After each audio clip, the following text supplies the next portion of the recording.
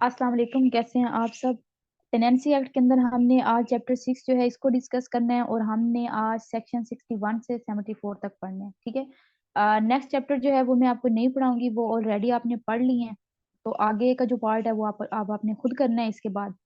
बाकी ये है कि किसी चीज़ की आपको उसमें समझ नहीं आए तो आप मुझे टेक्स्ट कर सकते हैं। मैं अपना नंबर जो है वो डिस्क्रिप्शन में मेंशन कर दूंगी, व्हाट्सअप भी कर सकते हैं और मुझसे यहाँ पे कमेंट में भी पूछ सकते हैं। ठीक है, तो आप यूँ समझिए कि आज हमारा लास्ट लेक्चर है। आज वाला जो हमारा है इसके अंदर बात की गई है इम्प्रूवमेंट्स की और कंपेंसेशन के बारे में। ठीक है। अब आपको ज्यादातर जितना हम पढ़ के आए ना, रेवेन्यू एक्ट के अंदर भी, एक्विजिशन एक्ट के अंदर भी, फिर टेनेंसी एक्ट भी हमने जहां तक पढ़ लिया, तो आपको बड़ी अच्छी तरह से इन दो चीजों का क्लियर पता चल गया है कि इम्प्रूवमेंट क्या होती है और कंपेंसेशन क्या होता है। ठीक है।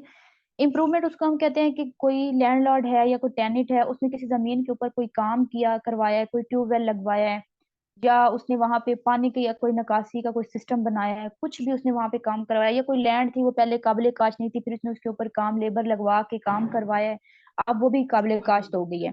ठीक है। तो उसके जब उसने इम्प्रूवमेंट करवाई है तो फिर उसके ऊपर क्या बनेगा, कंपेंसेशन बनेगा, हम उसको डिस्कस करेंगे। या फिर दूसरी सूरत में ये आ जाता है कि कोई टेनिट है, अगर उसने इम्प्रूवमेंट किया है किसी लैंड के ऊपर, उसने कोई काम करवाया है, ठीक है, तो उसको किस तरह से कंपेंसेशन दिया जाएगा। हमने इन दोनों चीजों को यहाँ पे डिस्कस करना है। ठीक है। उसके बाद यहाँ पर एक और बात आपसे करनी थी कि एक बच्चे का मुझे मैसेज आया कि आप बड़ा शॉर्ट शॉर्ट मतलब पढ़ा रही हैं, तो हमें चीजों की सही से समझ नहीं आ रही। तो मैंने आपको कई दफा कहा है कि अगर आपको किसी भी चीज की समझ नहीं आए तो आप मुझसे पूछ लिया करें, कमेंट में पूछ लिया करें, व्हाट्सएप पे मैसेज कर लिया करें। ठीक है।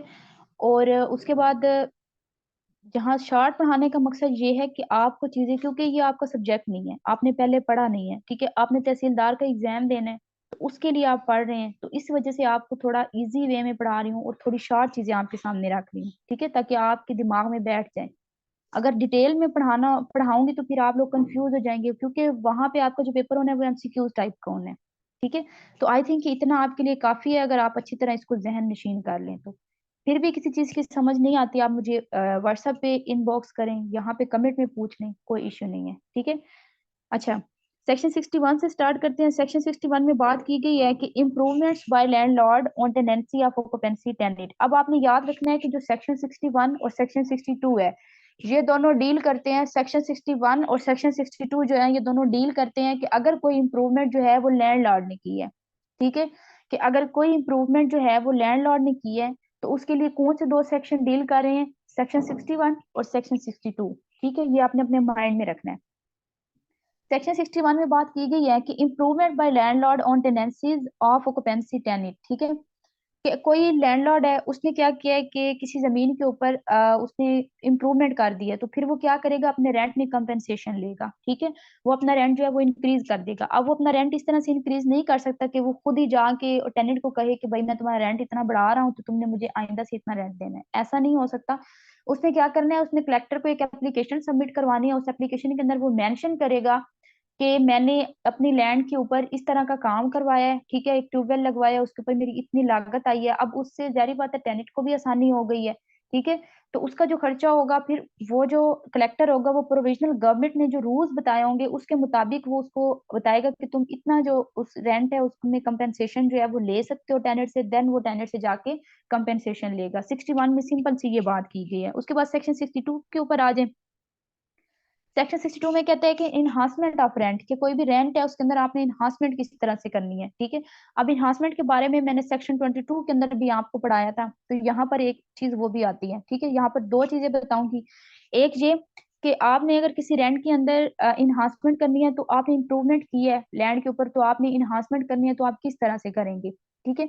फर्स्ट तो ये है कि आप लैंड की सिचुएशन पे करेंगे। फॉर एग्जांपल आपने ट्यूबवेल लगवाया है, लेकिन आपकी जो साथ वाली लैंड है उसके ऊपर पहले ट्यूबवेल लगा हुआ था, तो आप उस सिचुएशन पे करेंगे कि वो कितना रेंट वहां से ले रहा है। ठीक है, तो आप भी उसी तरह से रेंट जो है उसको इंक्रीज कर देंगे। दूसरी बात जो सेक्शन 22 में बताई थी कि कैश के फॉर्म में भी आप उससे रेंट ले सकते हैं, वहां पे जो इन्हांसमेंट का तरीका बताया था वो भी वही यहाँ पे भी लगेगा।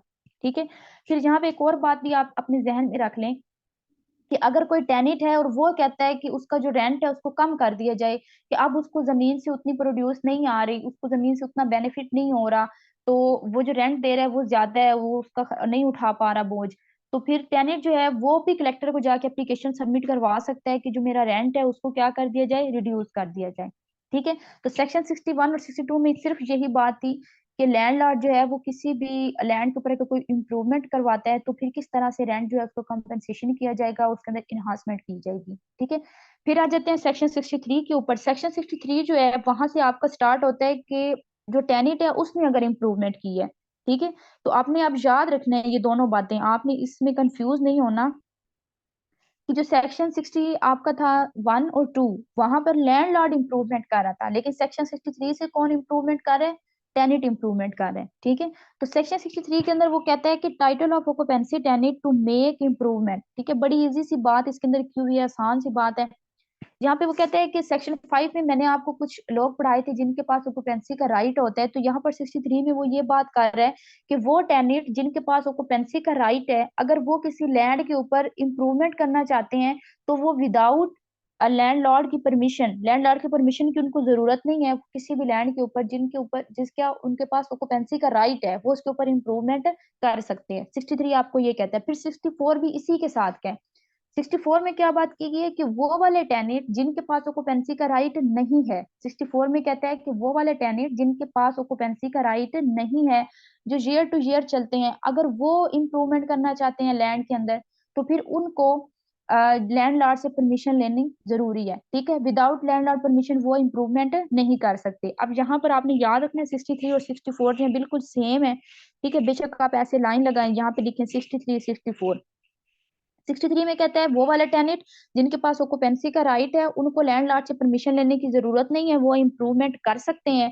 जहां पे आता है वो वाले टेनेंट जिनके पास ऑक्यूपेंसी का राइट नहीं है, जो ईयर टू ईयर चलते हैं, उन्होंने अगर लैंड के ऊपर इम्प्रूवमेंट करनी है तो वो लैंडलॉर्ड से परमिशन लेके, अगर लैंडलॉर्ड से परमिशन नहीं ली तो वो इम्प्रूवमेंट नहीं कर सकते। ठीक है, यहाँ पर ये दो बातें की गई थी। उसके बाद आगे आ जाए सेक्शन 65 के ऊपर। सेक्शन 65 में कहता है कि इम्प्रूवमेंट मेड बिफोर। अब यहाँ पर वो ये कह रहा है कि इस एक्ट के आने से पहले, ये जो एक्ट आप पढ़ रहे हैं, इस एक्ट आने से पहले अगर कुछ रूल्स बनाए गए थे या कोई चीजें पहले से चल रही थी और वो कानून के मुताबिक हैं तो उनको तब्दील करने की जरूरत नहीं है, उनको वैसे ही चलने दें, एक्ट में ही वैसे ही चलती रहे। ठीक है, एक्ट के अंदर उसको इसी तरह से ऐड कर दें।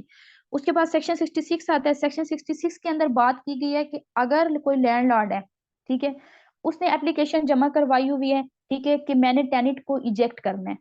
ठीक है, बात को गौर से सुनिएगा। सेक्शन 66 में कहता है कि अगर कोई लैंडलॉर्ड है और उसने एक टेनिट को इजेक्ट करने के लिए एप्लीकेशन सबमिट करवाई हुई है, अब एप्लीकेशन जो है वो ऑलरेडी गई पड़ी है कलेक्टर के पास। ठीक है, अब एप्लीकेशन चली गई है, उसके बाद टेनेट ने लैंड के ऊपर कोई इंप्रूवमेंट कर दी है, उसके बाद टेनेट ने क्या किया है, लैंड के ऊपर कोई इंप्रूवमेंट कर दिया, तो उसको इन्हांसमेंट नहीं दी जाएगी क्योंकि उसको तो जमीन से निकालने के लिए एप्लीकेशन दी जा चुकी है, तो इसने क्यों वहां पे इंप्रूवमेंट की है।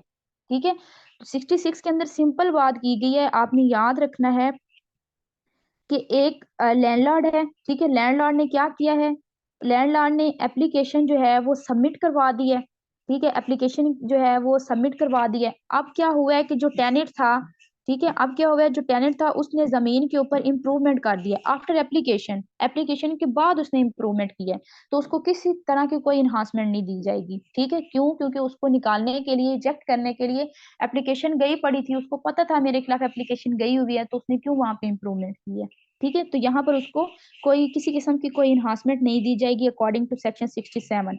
फिर सेक्शन 66 सॉरी, सेक्शन 67 पे आ जाए तो सेक्शन 67 के अंदर वो कहता है tender of lease for 20 year to tenant to be a bar to right to compensation. ठीक है, यहाँ पर कह रहा है 67 में कि वो टेनिट जिसको किसी जमीन के ऊपर 20 साल का अरसा हो गया है तो उसके पास ऑक्यूपेंसी का राइट आ जाता है। ठीक है, वो टेनिट जिसको किसी जमीन के ऊपर, ये मैंने पीछे भी आपको पढ़ाया था कि कोई भी टेनिट जिसको 20 साल का अरसा हो गया है तो उसके पास ऑक्यूपेंसी का राइट आ जाता है। ठीक है, और जब वो टेनेंट एक लैंड के ऊपर बैठा है तो उस लैंड के ऊपर उसने जितनी भी इम्प्रूवमेंट की, उसने ऑलरेडी हर एक चीज की पेमेंट उसको कर दी है लैंडलॉर्ड को।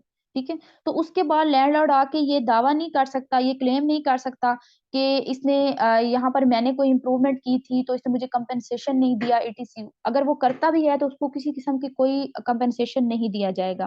ठीक है, 67 में सिंपल सी बात की गई है, वो कहता है कि एक बंदा, एक टेनेंट जो 20 साल से एक जमीन पर बैठा है, उसके पास ऑक्यूपेंसी का राइट है, ये बात आपको पता है।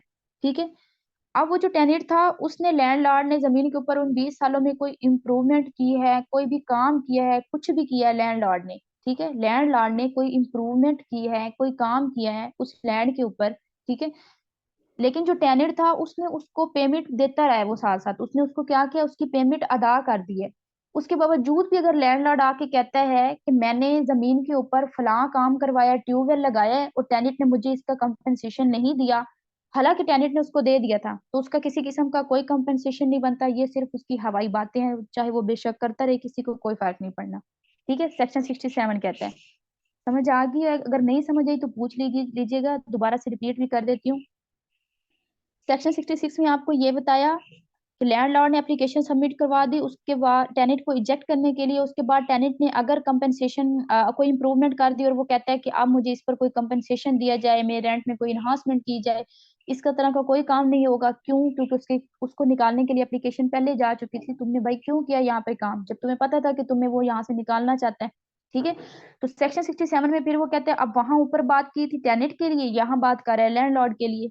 वो कहता है कि एक टेनेंट है, उसने ऑलरेडी जो उसके पेमेंट थी वो उसने अदा कर दिया, उसके बाद भी लैंडलॉर्ड आके कहता है कि भाई तुमने मेरा कंपेंसेशन नहीं दिया, तुमने देना है, तो वो बेशक कहता रहे, जब उसने दे दिया तो दे दिया, फिर उसका दोबारा नहीं बनता। ठीक है, उसके बाद सेक्शन 68 के ऊपर आ जाए। सेक्शन 68 के अंदर बात की गई है कि कोई भी ऐसा टेनेंट जिसने इस एक्ट के अकॉर्डिंग इम्प्रूवमेंट की है, कोई भी ऐसा टेनेंट, ये जो आप एक्ट पढ़ रहे हैं, ठीक है, कोई भी ऐसा टेनेंट जिसने इस एक्ट के अकॉर्डिंग इम्प्रूवमेंट किया है किसी जमीन के ऊपर, तो आप उसको इजेक्ट नहीं कर सकते।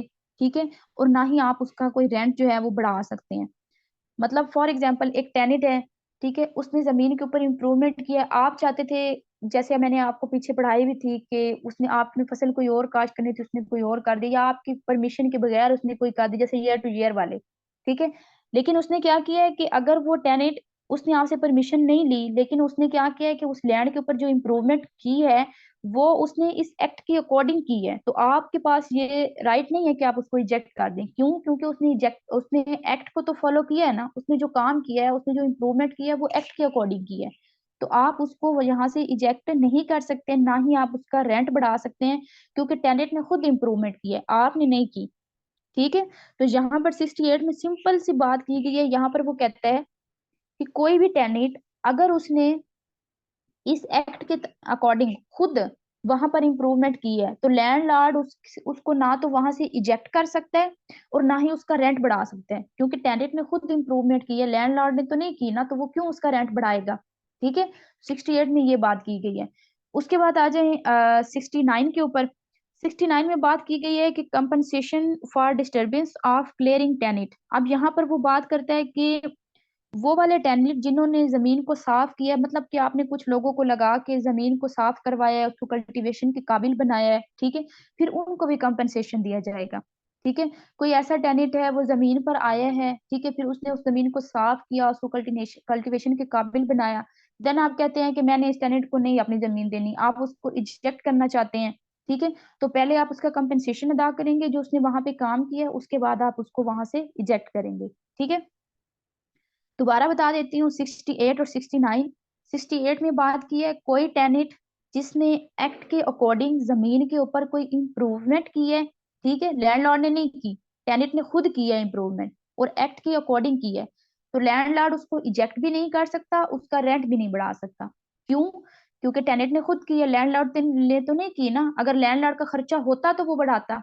ठीक है, लैंडलॉर्ड का तो खर्चा नहीं हुआ, टेनेंट ने खुद इम्प्रूवमेंट किया, उसने खुद खर्चा किया है, तो आप उसका जो रेंट होगा उसको नहीं बढ़ा सकते। ठीक है, और ना आप उसको इजेक्ट कर सकते हैं। तो सेक्शन 69 में आपको ये बात बताई है कि अगर तो कंपेंसेशन जो है वो लोग, आपने कोई टेनेंट है, उसको आपने अपनी जमीन दी है, उसने जमीन के ऊपर काम किया है, उसने जमीन को कल्टीवेशन के काबिल बनाया है, ठीक है, उसके बाद आप कहते हैं, लैंडलॉर्ड कहते हैं मैंने इस बंदे को अपनी जमीन नहीं देनी, मैंने इसको इजेक्ट करना है। आप उसको इजेक्ट बाद में करेंगे, पहले आप उसका कंपेंसेशन अदा करेंगे, जो उसने वहां पर जमीन की सफाई की है, लोगों को लगाया है, काम करवाया, उसको कल्टीवेशन के काबिल बनाया है, तो उसका वहां पर जितना भी कंपेंसेशन बनता होगा वो आप उसको अदा करेंगे। अब आप कंपेंसेशन किस तरह से तय करेंगे? ठीक है, कंपनसेशन की जो अमाउंट होगी वो या तो रेवेन्यू ऑफिसर जो होगा वो करेगा, मैंने यहाँ नोट से मेंशन भी कर दिया ताकि आपको याद रहे। ठीक है।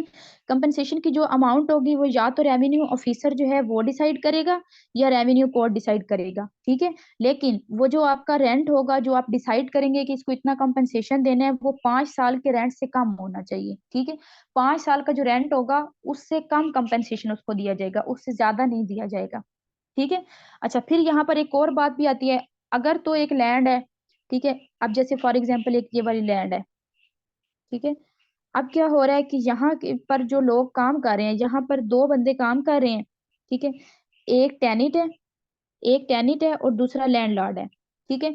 अब जो टेनिट और लैंडलॉर्ड है, ये दोनों आपस में क्या है, भाई हैं। ये दोनों आपस में क्या है, ब्रदर्स हैं। ठीक है। ये दोनों आपस में भाई हैं। लेकिन जो लैंडलॉर्ड था इसने काम नहीं किया, जो लैंडलॉर्ड था इसने काम नहीं किया जमीन के ऊपर इम्प्रूवमेंट के लिए, उसको कल्टीवेशन के काबिल बनाने के लिए। सिर्फ टेनेट ने काम किया है, लेकिन ये दोनों भाई हैं, तो इसको कंपेंसेशन नहीं दिया जाएगा। ठीक है। इसको कंपेंसेशन क्यों नहीं दिया जाएगा? दोनों भाई हैं, आगे जाके उसको भी तो फायदा होना है ना। अगर वो काम कर रहा है तो अपने फायदे के लिए कर रहा है, वो ये सोच के तो नहीं कर रहा कि कल को मेरे भाई को फायदा होगा, वो तो अपने फायदा सोच के काम कर रहे हैं। तो फिर इसको कंपेंसेशन नहीं दिया जाएगा। ठीक है। जहां पे मैंने कहा अगर एक लैंड है, वहां पे जो टेनेंट और लैंडलॉर्ड दोनों भाई हैं, ठीक है, एक ने काम किया है भाई ने, दूसरे ने नहीं किया, तो वहां पर कंपेंसेशन नहीं दिया जाएगा, क्योंकि फ्यूचर में दोनों को इसका फायदा होने वाला है, किसी एक को इसका फायदा नहीं होना।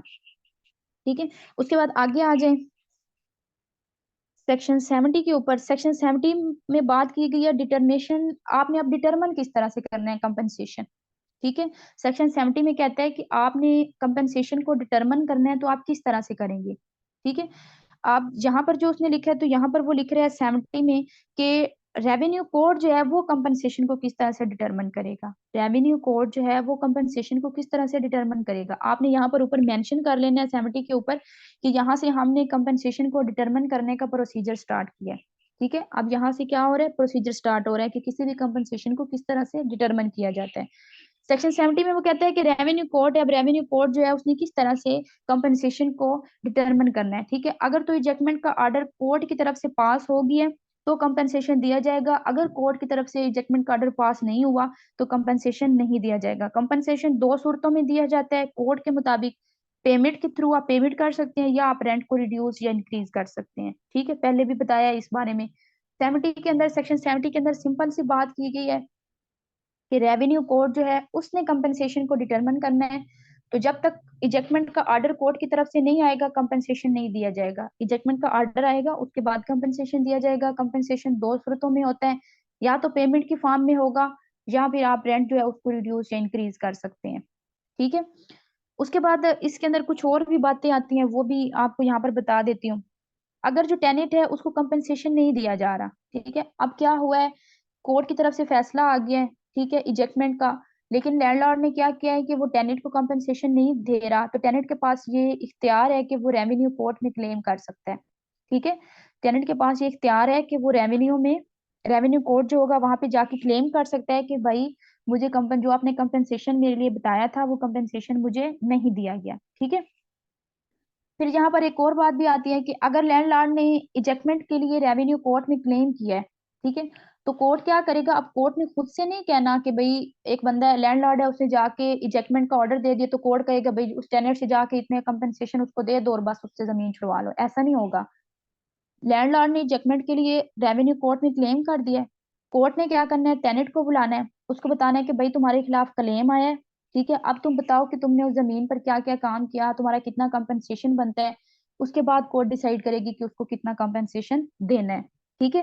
तो सेक्शन 70 के अंदर सिंपल बात की गई है, सिंपल वर्डिंग में, अपनी वर्डिंग में बताती हूँ कि रेवेन्यू कोर्ट जो है उसने कंपनसेशन डिटरमिन करना है। ठीक है। तो जब इजेक्टमेंट का ऑर्डर कोर्ट की तरफ से पास होता है तब कंपनसेशन दिया जाता है। अगर टेनेंट को कंपनसेशन कोर्ट के ऑर्डर के बाद नहीं दिया जा रहा, तो टेनेंट के पास भी ये राइट है कि वो जाके रेवेन्यू कोर्ट, बार बार कह रही हूँ, ये जितना भी आपको सेक्शन पढ़ाया है हर जगह पे रेवेन्यू कोर्ट का नाम लिया है, सिविल कोर्ट को यहाँ पे कोई काम नहीं है। ठीक है।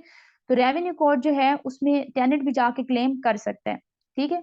और फिर यहाँ पर ये बात भी आती है कि अब उसने किस तरह से डिटरमिन करना है, वो खुद से तो नहीं कहेगा ना, कोर्ट, रेवेन्यू कोर्ट खुद से तो नहीं कह देगा कि भाई इसके खिलाफ वही आ गया कि इसको रिजेक्ट करना है तो जाओ इतना कंपेंसेशन दे के अपनी जमीन छुड़वाओ, जान छुड़ाओ, ये ऐसा नहीं होता।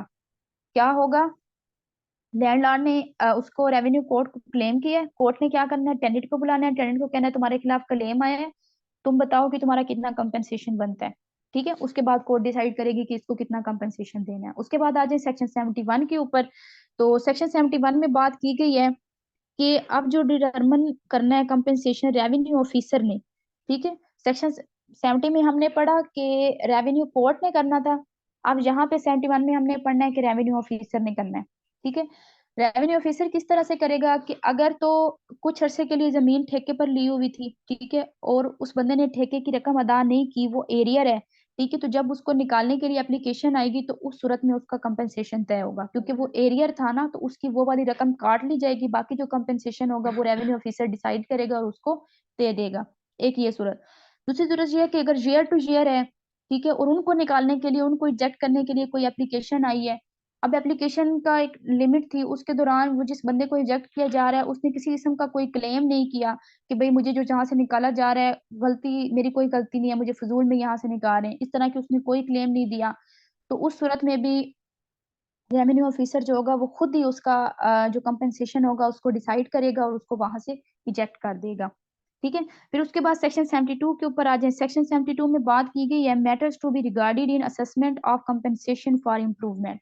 ठीक है, अब यहाँ पर वो कहता है matters to be regarded in assessment of compensation for improvement. अगर इम्प्रूवमेंट की कंपेंसेशन का अंदाजा लगाना है तो किस तरह से लगाया जाएगा। ठीक है, कि अगर लैंड के ऊपर इम्प्रूवमेंट की गई है और आपने उस पर कंपेंसेशन का अंदाजा लगाना है कि कितना कंपेंसेशन दिया जाए, तो आप किस तरह से देंगी। ठीक है, नंबर वन, आप प्रोड्यूस देखेंगे कि इस प्रोड्यूस से कितना बेनिफिट हुआ है। ठीक है, फॉर एग्जाम्पल लैंड लॉर्ड ने एक जमीन के ऊपर जो है कोई इंप्रूवमेंट किया, तो उसके बाद प्रोड्यूस से कितना फायदा हुआ। अगर फायदा ज्यादा हो रहा है, कितना ज्यादा हो रहा है, उसके मुताबिक उसका जो रेंट होगा उसको कंपेंसेशन दिया जाएगा, रेंट को बढ़ाया जाएगा। ठीक है, दूसरा ये है कि जमीन, जो वो जमीन होगी, जो वो लैंड होगी, उसकी कंडीशन को देखकर भी आप उसकी जो कंपेंसेशन होगा वो डिसाइड कर सकते हैं। तीसरा ये कि आप अमाउंट की का भी हिसाब लगा सकते हैं। अमाउंट का हिसाब कैसे, कि मतलब जिस बंदे ने, टेनेंट ने अगर खर्चा किया या लैंडलॉर्ड ने किया, तो उसके ऊपर कितनी रकम उसकी लगी है। ठीक है, तो उसका अंदाजा लगा के भी आप कंपेंसेशन तय कर सकते हैं। फिर आप ये भी दे सकते हैं कि अगर टेनेंट ने इंप्रूवमेंट किया तो लैंडलॉर्ड को उससे कितना फायदा हो रहा है, तो वहां पर भी आप कंपेंसेशन जो है उसका अंदाजा लगा सकते हैं यहाँ से। ठीक है, और लास्ट ये है कि जिस बंदे ने इम्प्रूवमेंट किया उसको खुद उसने उसने यूज कितना किया है। अगर टेनेंट ने किया है किसी लैंड के ऊपर इम्प्रूवमेंट, तो वो लैंड टेनेंट की अपने यूज में कितनी देर तक रही है, तो आप वहां से भी अंदाजा लगा सकते हैं कि इसको यहाँ पर कितना कंपेंसेशन देना है। ठीक है, उसके बाद आ जाए सेक्शन 73 के ऊपर। सेक्शन 73 में बात की है कि फॉर्म ऑफ कंपेंसेशन, जो कंपेंसेशन आपने देना है उसकी फॉर्म कितनी होनी चाहिए। उसकी दो तरह की फॉर्म होती है, एक आप कंपेंसेशन मनी की सूरत में दे सकते हैं, आप पैसे दे सकते हैं। दूसरा ये है कि आप उसको उसके बदले में कोई और जमीन दे सकते हैं। ठीक है, कोई और जरखेज जमीन आप उसको उसके बदले में दे दें। उसके बाद आगे आ जाए सेक्शन 74 के ऊपर। सेक्शन 74 में बात की गई है relief in case of ejectment before determination of compensation. ठीक है, अच्छा, अब यहाँ पर कह रहा है कि relief in case of ejectment. अब कोर्ट की तरफ से ऑर्डर पास हो गया इजेक्टमेंट का, लेकिन आपने कंपेंसेशन को डिटरमिन नहीं किया, तो ऐसी सूरत में क्या होगा। क्या जो कोर्ट का ऑर्डर आया था उसको खत्म कर दिया जाएगा, उस पर कोई अमल नहीं होगा, क्योंकि आपने तो कंपेंसेशन ही डिसाइड नहीं किया। ऐसा कुछ नहीं होने वाला। ठीक है, सेक्शन 74 में वो कहता है कि अगर कोर्ट ने ऑर्डर पास कर दिया है, कोर्ट की तरफ से डिक्री आ गई है कि बंदे को इजेक्ट कर दिया जाए, लेकिन कंपेंसेशन जो है वो डिसाइड नहीं हुआ, अभी तक वो डिटरमिन नहीं हुआ, तो वो जो कोर्ट का ऑर्डर होगा वो स्टे करेगा। ठीक है, वो क्या हो जाएगा, स्टे हो जाएगा तब तक जब तक आप कंपेंसेशन को डिटरमिन नहीं कर लेते। जब आप कंपेंसेशन को डिटरमिन कर लेंगे तो वही ऑर्डर जो है उसको फॉलो किया जाएगा जो कोर्ट की तरफ से आएगा। ठीक है, तो 74 में सिंपल सी बात की गई है, कोई मुश्किल वर्डिंग में नहीं है। हमने पढ़ा इम्प्रूवमेंट और कंपेंसेशन के बारे में, फिर वो जहां पर लास्ट में हमें ये कहता है कि कोर्ट ने ऑर्डर दे दिया इजेक्टमेंट का, लेकिन आपने कंपेंसेशन को तो डिटरमिन ही नहीं किया, तो अब उस ऑर्डर का क्या होगा। तो कोर्ट का वो जो ऑर्डर होगा वो स्टे होगा।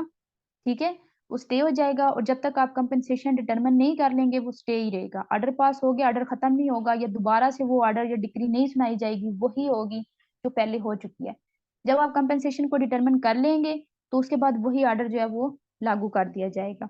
ठीक है, फिलहाल आज के लिए इतना ही है, और ये आपका लास्ट था। इसके बाद आपके टेनेंसी एक्ट की कोई क्लास नहीं होगी। आपको किसी चीज की समझ नहीं है पूछ लीजिएगा, आगे के जितने भी सेक्शन है वो ऑलरेडी रेवेन्यू एक्ट में हम पढ़ चुके हैं। ठीक है, फिर भी किसी सेक्शन की समझ नहीं आए तो आप मुझसे पूछ लीजिएगा। यहाँ पर कमेंट में भी पूछ सकते हैं और व्हाट्सएप पे भी मुझे इनबॉक्स कर सकते हैं। ठीक है, अपना ख्याल रखिएगा, दुआओं में याद रखिएगा। अल्लाह हाफिज।